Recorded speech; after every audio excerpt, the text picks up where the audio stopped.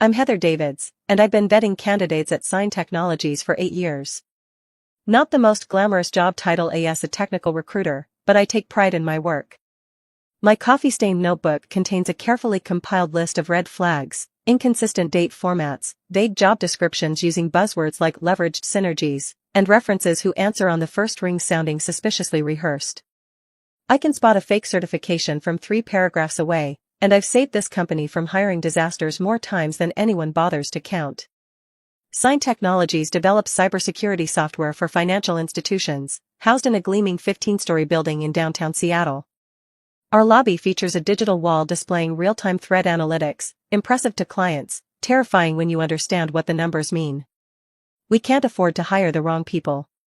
One bad developer with access to our systems could compromise millions of customer accounts, triggering federal investigations and destroying careers overnight. That's why I've always been meticulous, sometimes annoyingly so. My colleagues joke that I've memorized every certification program's formatting quirks, from the subtle font changes in Microsoft certifications after 2019 to the specific watermark patterns on Cisco credentials, and can smell embellished work experience like burnt coffee. Amanda Torres became my manager 18 months ago, fresh from business school with an MBA from Northwestern and grand ideas about modernizing our processes. Her corner office overlooks Elliott Bay, decorated with motivational posters about disruptive innovation and a whiteboard covered in efficiency metrics. She's brilliant, I'll give her that, but she treats recruiting like a numbers game rather than a craft. Speed over thoroughness. Efficiency over intuition. Her favorite phrase is "move fast and break things," which sounds progressive until you realize we're dealing with cybersecurity. We'd clashed before over my excessive background checks. Last month, she questioned why I spent 3 hours verifying a candidate's claimed blockchain expertise, complete with phone calls to former colleagues and a deep dive into GitHub repositories. The candidate withdrew when I discovered his lead developer role was actually a 2-week unpaid internship at a startup that folded before launching. Amanda wasn't pleased with the time investment, despite dodging a bullet that could have cost us our largest client. Tuesday morning started normally until Amanda called me into her office at precisely 9:17 a.m. I remember checking my phone as I walked down the hallway lined with employee achievement photos, wondering if I'd finally made it onto the wall. Her smile was too bright, the kind that means bad news is coming, like when dentists say you might feel a little pressure. "Heather, I've been thinking about the Morrison account hiring panel," she began, referring to our biggest client's expansion project. "We need to bring fresh energy to our evaluation process." My stomach dropped. I'd been preparing for weeks, reviewing technical requirements and crafting targeted interview questions on index cards that now felt useless in my jacket pocket. My laptop contained detailed research on industry standards and salary benchmarks for the Morrison account. "I'm removing you from the panel. Nothing personal, but your approach can be thorough to a fault. Sometimes that scares away good candidates." The words hit like a slap. 8 years of expertise dismissed as being thorough to a fault. I wanted to argue, to defend my track record, but her mind was clearly made up. "Who's replacing me?" I managed to ask. "Tyler from marketing will handle the soft skills assessment, and I'll personally review their technical backgrounds." Tyler, 26 years old, hired 6 months ago from a digital marketing agency, whose idea of technical vetting was asking candidates if they like computers and whether they'd heard of Python, the programming language, not the snake, he'd clarify with a nervous laugh. I nodded and left her office, my face burning with humiliation and anger.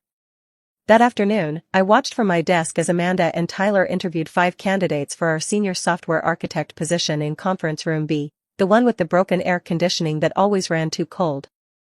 I tried to focus on other tasks, updating job postings and reviewing expense reports, but I couldn't help overhearing fragments of conversation through the thin walls that barely muffled normal conversation, let alone enthusiastic interviews.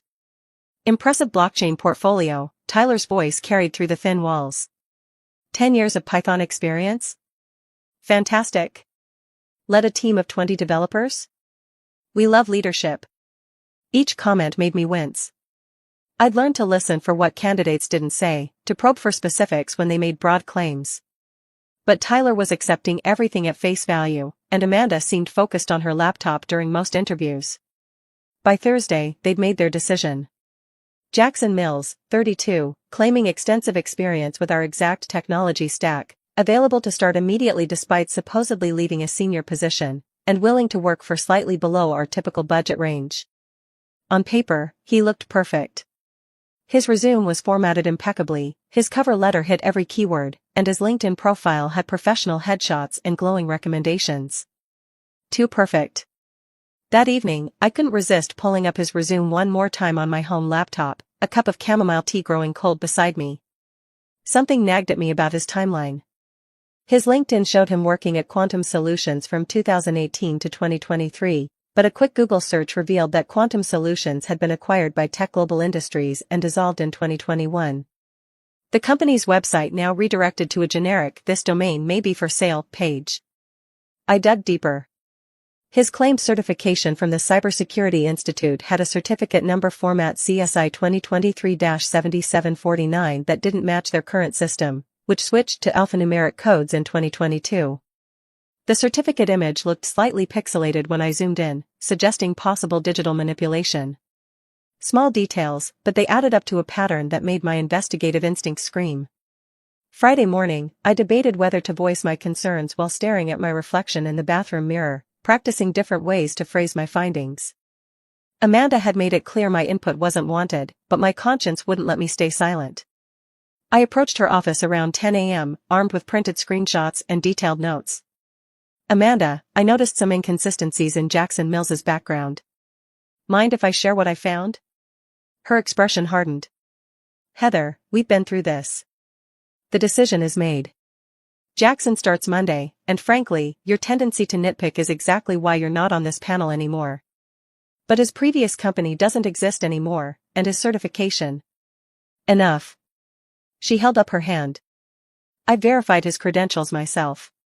He's qualified, enthusiastic, and exactly what we need. Please respect my decision." I left feeling frustrated but not entirely surprised.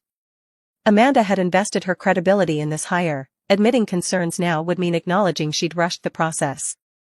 Later that afternoon, I ran into Roberto Martinez, our head of IT security, at the coffee machine near the break room that always smelled faintly of microwaved fish. Roberto was a 15-year veteran with graying temples and the kind of paranoid attention to detail that made him excellent at his job. He and I had worked together on several investigations, including the incident 2 years ago when we discovered an intern was selling employee contact information to recruiters. "Heard about the new architect hire," he said, stirring his coffee. "Amanda seems excited about this Jackson guy." "She is," I replied carefully. "Though I have some reservations about his background." Roberto raised an eyebrow. "What kind of reservations?" I explained my findings about Quantum Solutions and the certification discrepancy. Roberto listened intently, his expression growing more serious. "You know what? Let me do some checking of my own," he said. Quietly. "If there's something fishy, we need to know before he gets access to our systems." That evening, Roberto called me at home while I was halfway through a frozen dinner and a Netflix documentary about corporate fraud. The irony wasn't lost on me. "Heather, you were right to be concerned. I reached out to a contact at Tech Global Industries, the company that acquired the real Quantum Solutions. Jackson Mills never worked there. Not before the acquisition, not after. My contact checked their entire employee database going back to 2015. My heart sank. "Are you sure?" "Positive. And get this, the phone number he listed for his reference? It goes to a Google Voice account created last month. We had a problem. A big one." Saturday morning, I called Amanda's cell phone. It went straight to voicemail. I left a message explaining Roberto's findings and asking her to call me back urgently. She didn't. Sunday evening, I tried again. This time she answered, but she was clearly annoyed. "Heather, it's the weekend. Can't this wait?" "Amanda, Jackson Mills fabricated his entire work history. Roberto confirmed it. We can't let him start tomorrow." There was a long pause. "Roberto has no authority over hiring decisions. Neither do you, for that matter. Jackson will start as planned. But what if he's planning something malicious? What if?" "Heather, you're being paranoid. People sometimes embellish their resumes. It doesn't make them criminals." I'm hanging up now. The line went dead. I spent Sunday night barely sleeping, imagining worst-case scenarios. A fraudulent hire with access to our most sensitive systems, client data at risk, and my warnings ignored. I considered going over Amanda's head to her boss, Michael Thompson, but without concrete proof of malicious intent, I'd look like a disgruntled employee undermining my manager. Monday morning arrived gray and drizzly. I watched from my desk as Amanda walked Jackson Mills through the office, introducing him to the team. He looked exactly like his LinkedIn photo, confident, well-dressed, charming. If I hadn't done the research, I'd have been impressed too. By noon, Jackson was set up at his workstation with full system access. IT had provided him with admin credentials and access to our development environments. Every minute that passed felt like borrowed time. At 2:30 p.m., Roberto stopped by my desk. "Any word from Amanda about our concerns?" I shook my head. "She's convinced I'm being paranoid." "Well, I'm not convinced. I've been monitoring network traffic from Jackson's workstation. He's accessed some unusual directories for someone supposedly familiarizing himself with our codebase." Before I could respond, we heard a commotion from the development area. Raised voices, someone swearing. Roberto and I hurried over to find Jackson arguing with Emma Chen, one of our senior developers. "I'm telling you, that's not how our authentication system works," Emma was saying, her face flushed with frustration. "I've been doing this for 10 years, Jackson shot back. "I think I know basic security protocols." Emma looked around and spotted Roberto. "Can you help here? This guy is trying to implement a workaround that would bypass our entire security layer." The confrontation with Emma was the catalyst I needed. Within an hour, Jackson's incompetence became undeniable. He couldn't answer basic questions about technologies he claimed to have mastered. Worse, his solutions to simple problems revealed a fundamental misunderstanding of cybersecurity principles. Roberto pulled me aside around 4 p.m. "I've been documenting everything. His network activity, his failed attempts to access systems, his conversations with other developers. This isn't just about a fake resume anymore. This guy doesn't know what he's doing, period." "We need to tell Amanda," I said, though my stomach churned at the thought of another confrontation. "Actually, I think we should go straight to Michael Thompson. Amanda's too invested in this hire to think clearly." We found Michael in his office, reviewing quarterly reports. As VP of Operations, he had ultimate authority over hiring decisions and took security breaches seriously. "Michael, we have a situation with the new architect hire," Roberto began, and we laid out everything: the fabricated work history, the fake references, Jackson's incompetence, and Amanda's refusal to listen to our concerns. Michael's expression grew increasingly grim as we talked. When we finished, he was quiet for a long moment. "You're telling me we have someone with full system access who lied about his entire background, and Amanda knew about your concerns but chose to ignore them?" "That's correct," Roberto confirmed. Michael reached for his phone. "Security will escort Jackson out immediately. We'll revoke all his access and conduct a full audit of what he may have seen or done." He looked at me. "Heather, I want a complete report on your investigation process. We need to understand how this happened and make sure it never happens again." As security walked Jackson out, I felt a mixture of relief and vindication. But there was still the matter of Amanda's role in this disaster. The next morning, Michael called an emergency meeting with Amanda, Roberto, myself, and Diane Walsh from HR. Amanda walked in looking confident, apparently unaware of the previous day's developments. "I understand we had some technical difficulties with our new hire," she began, but Michael cut her off. "Amanda, Jackson Mills was removed from the premises yesterday after we discovered he fabricated his entire employment history. Heather and Roberto brought these concerns to you multiple times, and you chose to ignore them." The color drained from Amanda's face. What do you mean fabricated?" Roberto presented his findings methodically. The fake company history, the bogus references, the evidence of technical incompetence. With each revelation, Amanda seemed to shrink further into her chair. "Furthermore," Michael continued, "our security audit revealed that Jackson attempted to access classified client data multiple times. We're treating this as a potential security breach. The immediate crisis required swift action." Michael put me in charge of damage control while Amanda was suspended pending a full investigation. My first priority was assessing what information Jackson might have accessed and informing affected clients. Working with Roberto and the IT security team, we traced every file Jackson had opened, every system he'd attempted to access. Fortunately, our security protocols had prevented him from reaching the most sensitive data, but he'd still seen internal development documents and client project outlines. I spent the next 3 days crafting communications to our clients, explaining the situation without causing panic.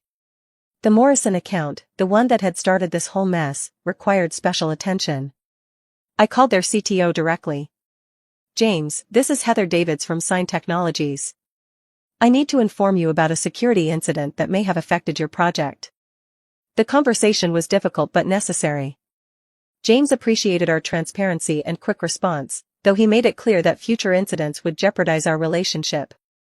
Meanwhile, I worked with HR and Michael to completely overhaul our hiring process.